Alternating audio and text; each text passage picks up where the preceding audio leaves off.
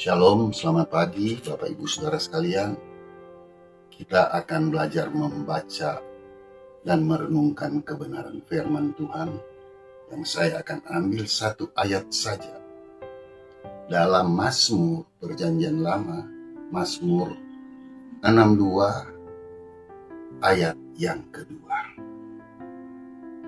Hanya dekat Allah saja aku tenang, daripadanya lah keselamatanku. Nah, banyak orang bertanya, di manakah kita akan mencari ketenangan dalam hidup ini? Mereka berpikir mempunyai uang banyak, deposito, rumah bertingkat, mobil, dan segala kekayaan yang ada. Itulah bisa membuat mereka jadi tenang dalam hidup. Saudara sekalian, kalau kita lihat di TV atau di mereka posting itu, banyak orang pejabat besar, orang terkenal, orang kaya, memiliki uang ratusan, bahkan usaha berlimpah, pabrik, industri, dan sebagainya.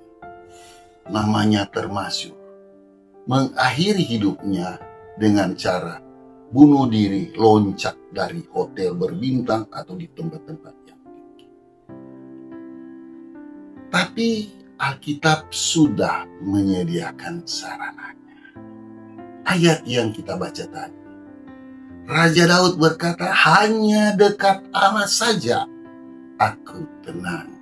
Daripadanya kita bukan cuma tenang, kita mendapat keselamatan yang Tuhan berikan.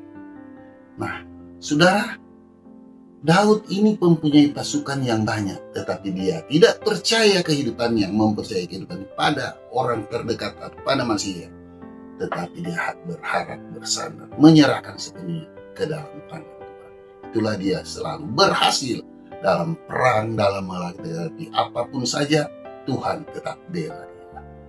Nah, kita lihat juga dalam 1 Petrus 4 ayat 7 dikatakan, kesudahan segala sesuatu sudah dekat. Oleh sebab itu, kuasailah dirimu dan jadilah tenang, supaya kamu dapat berdoa. Kenapa dikatakan kuasailah dirimu supaya tenang? Ini doa betul-betul sangat bermanfaat, sangat Tuhan sukai. Sebab Alkitab ya tulis, doa orang yang benar bila didekati dengan yakin, besarlah kuasa. Saudara sekalian, doa merupakan nafas kehidupan orang percaya. Kalau kita berdoa berarti kita sedang mencharge kita orang HP. Sebelum lowbat, kalau orang charge dia timbul lagi 100%, dia kuat. Kehidupan kita tetap kuat, iman kita tetap kuat menghadapi pergumulan hidup. Kita jangan berani menghadapi dengan kekuatan sendiri. Kita punya Tuhan yang dia siap mendengar jeritan doamu dan menampung segala kebutuhan kita. Nah, kita lihat bagaimana kebaikan Tuhan.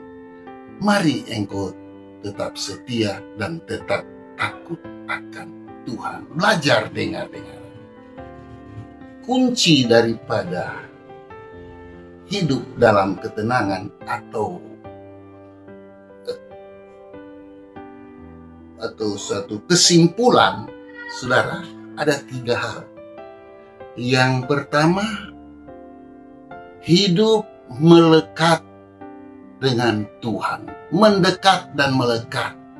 Kita bergaul karib dengan Tuhan, supaya kita punya sahabat atau sobat yang setia. Bukan manusia, tapi Yesus sobat yang setia.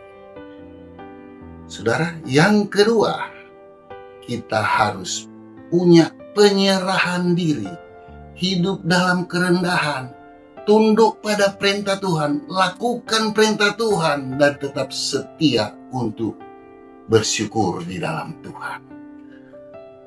Mazmur 37 ayat 5 kalau tidak salah dia katakan begini, serahkanlah hidupmu kepada Tuhan dan percayalah kepadanya dan ia akan bertindak.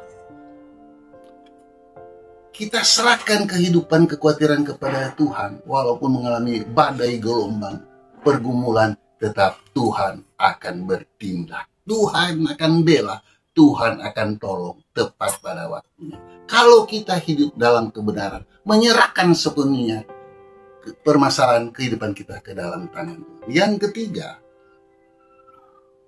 hidup dalam kebenaran. Kita harus mengikuti Tuhan, hidup dalam kebenaran, sebab Dia adalah kebenaran dan kehidupan. Dialah kebenaran hidup kita. Jadi saudara, Alkitab menulis Mas Yesaya 32 ayat 17, di mana ada kebenaran, di situ akan tumbuh damai sejahtera, dan akibat kebenaran ialah ketenangan dan ketentraman untuk selama-lamanya. Tuhan memberkati.